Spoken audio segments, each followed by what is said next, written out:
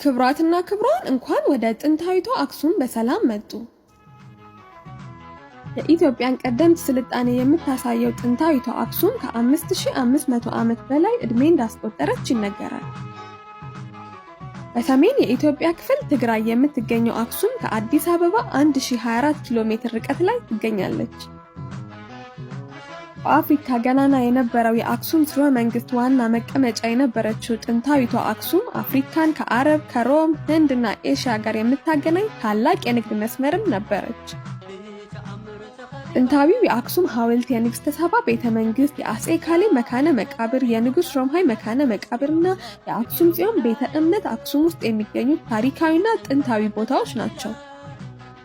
በ1980 ዓመተ ምህረት በዩኔስኮ የዓለም ቅርስነት መዝገብ ላይ የሰፈረው ጥንታዊው የአክሱም ሐውልት የአክሱማውያንን ጥበበኝነትና ታላቅነት አጉልቶ የሚያሳይ ነው። ለክርስትና እምነት አጀማመር ቀደምት የነበረችውና የጽላተ ሙሴ መገኛ የሆነችው አክሱም በየዓመቱ በርካታ ምዕመናንን በፍቅር ታስተናግዳለች። ጥንታዊቷ አክሱም ስትነሳ ታሪካዊ፣ ሃይማኖታዊና ባህላዊ መገለጫዎቿ አብረው ይነሳሉ። መታችሁ ጎብኟት።